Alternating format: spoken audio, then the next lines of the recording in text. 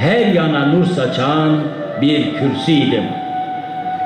Hani o günler ki binlerce mümin sırrını denizler taşır insanın güneşi.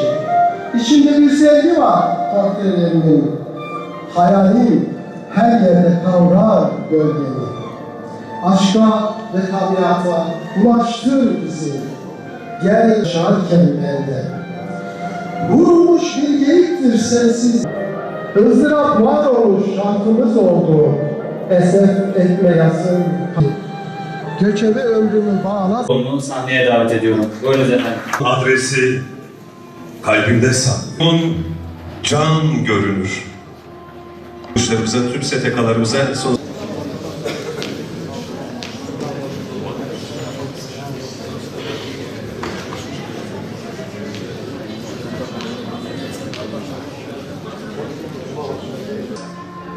Mani olunmuş bir adam direnir, utanır ve korkar kefenlenmekten. Zamanımı çalan bir kara ekmek durur yüreğimde. Bir şairimiz, eğitimci yazar Mehmet Akif İnan'ın ölümünün 20. yıl dönümünde anma programı kapsamında almış bulunmaktayım. Önceden planladığım çalışma programımız nedeniyle aranızda olamayacağımı üzülerek belirtmek isterim. Bu münasebetle Sayın İbrahim Coşkun'un konuşmaları, yazarımız Sayın Seyit Ahmet Kaya'nın klasik şiirin modern şiire dönüşen hali Mehmet Akif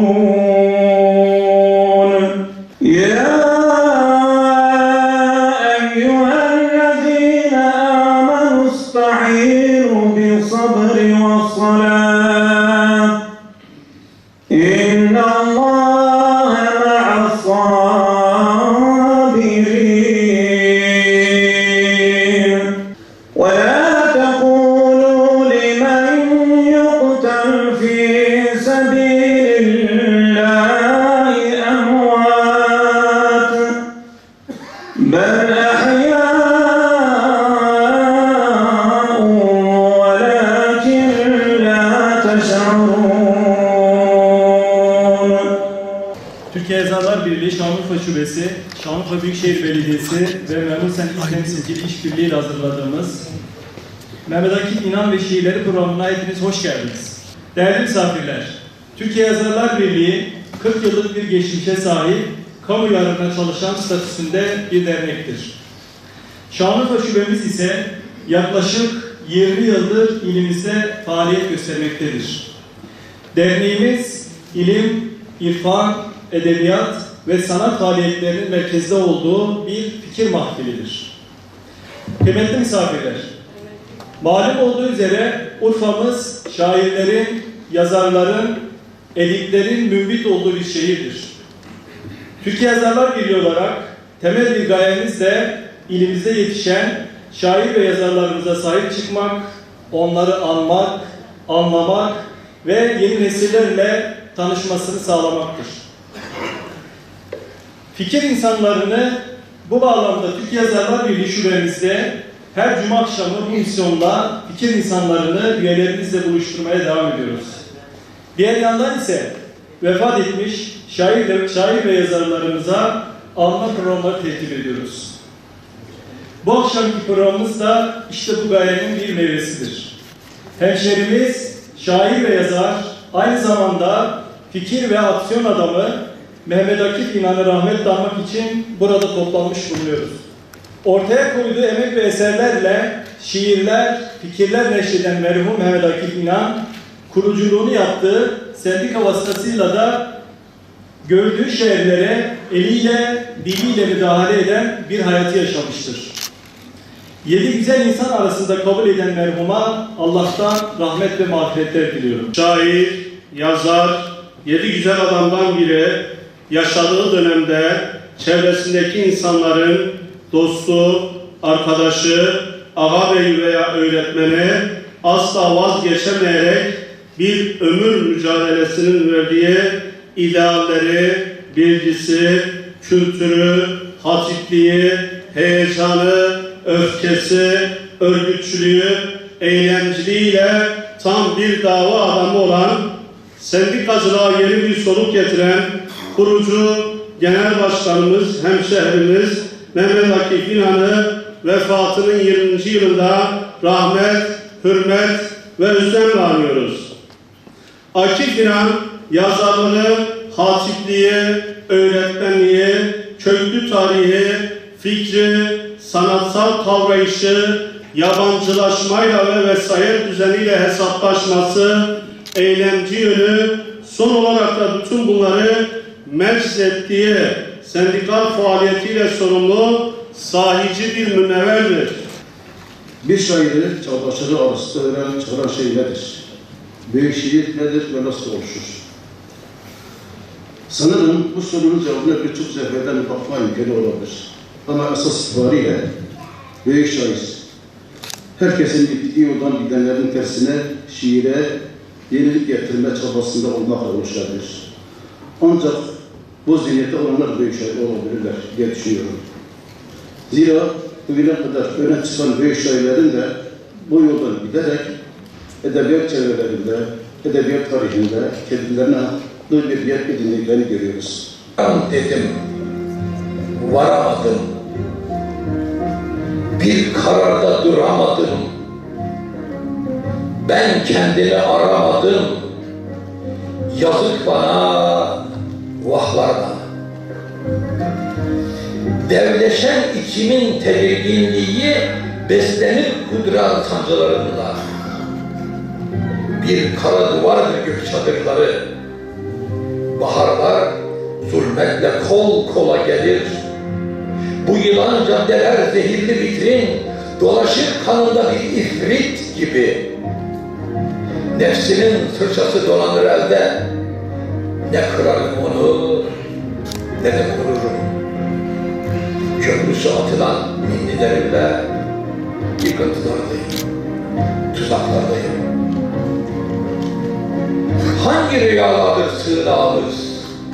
Hangi köpüklere binmeli ruhum? Sesini biçen paslı dehlizden nasıl kurtarmalı damarlarını? Bir eteği tutmaz isem, köle canı satmaz isem, teneşirde yatmaz isem, yazık bana, vahlar bana. Toprağa konuk olanı gölgem, göklerin gözleri üzerindedir. Buzul yangınlardan alıp kalbimi, bağladın alnının emziklerine. Bir nazarla kırdın küreklerimi, buhar kıldın nefsin denizlerini. Yollayarak hikmet kervanlarını, donattın gönlümün mükkanlarını.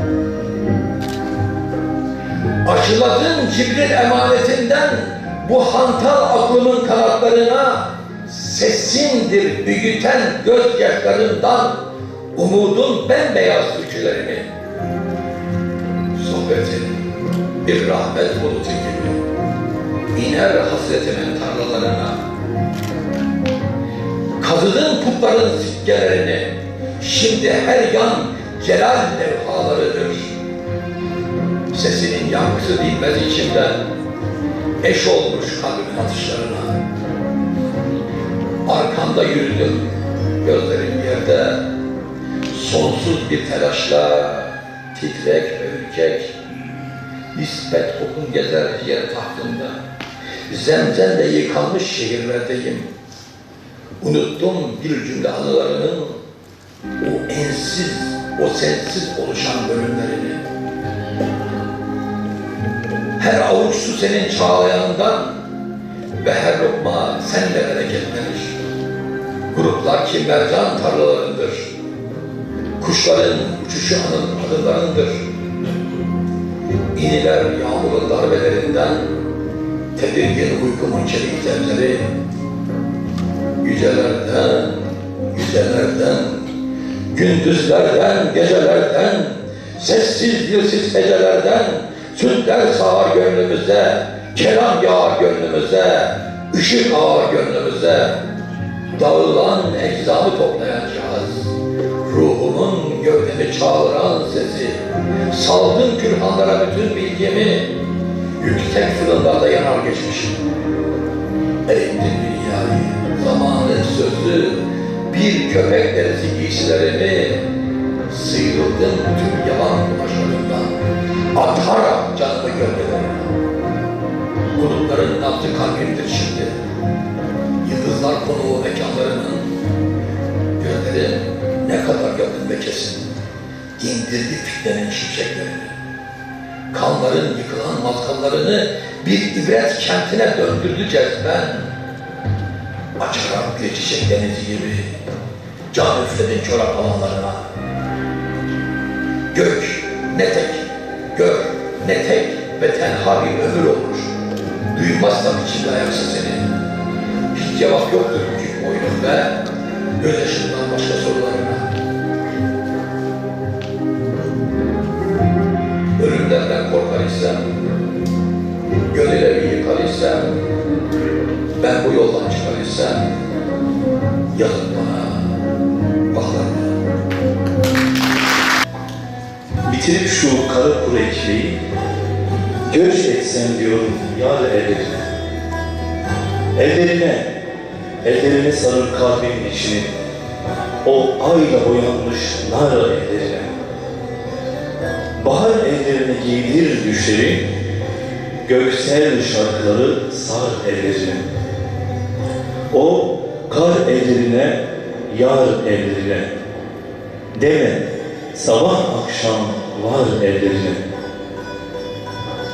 Rüzgar mı, asker biçti yolumu, önünde kaç engel var ellerine. Bitirip şu kara kuru ekmeği, göç etsem diyorum yar ellerine. Teşekkür ederim. Nehirler düşlerin göl kenarında. Ey deprem, gel yetiş bu şehirlerin doğayı çarptıran konumlarına. Doğ ey güneş, eri taştan adamı ve kurut taşları diken elleri. Babamın gölgesi koruyor beni. Oh ne güzel şehir, bu eski şehir. Dönüştür ey kalbi bahçeli eve, anlamı ezen o makinaları. Kurtuluş haberi olsun dünyaya, ayırma üstünden bir an gölgeni. Mescid-i Aksa'ya dikkatlerimizi çekiyor. İslam dünyasının davasına dikkatleri çekiyor. Mescid-i Aksa'yı gördüm düşümde. Bir çocuk gibiydi ve ağlıyordu. Varıp eşiğine anamı koydum. Sanki bir yeraltı nehri çağlıyordu. Gözlerim yollarda bekler dururum. Nerede kardeşlerim diyordu bir ses. İlk kıblesi benim. Ulu Nebi'nin, unuttu mu bunu acaba herkes? Burak dolanırdı yörelerinde. Miraca yol veren hız üssüydüm. Kutsallığım belli şehir isminden, her yana nur saçan bir kürsüydüm. Hani o günler ki binlerce mümin tek yürek halinde bana koşardı. Hemşehrim nebiler hatırı için cevaba erişen dualar vardı. Şimdi kimsecikler varmaz yanıma. Müminden yoksunum, tek ve tenhayım. Rüzgarlar silemez gözyaşlarımı. Çöllerde kayıp bir yetim vahayım. Mescid-i Aksa'yı gördüm düşümde. Götür Müslümana selam diyordu. Dayanamıyorum bu ayrılığa. Kucaklasın beni İslam diyor.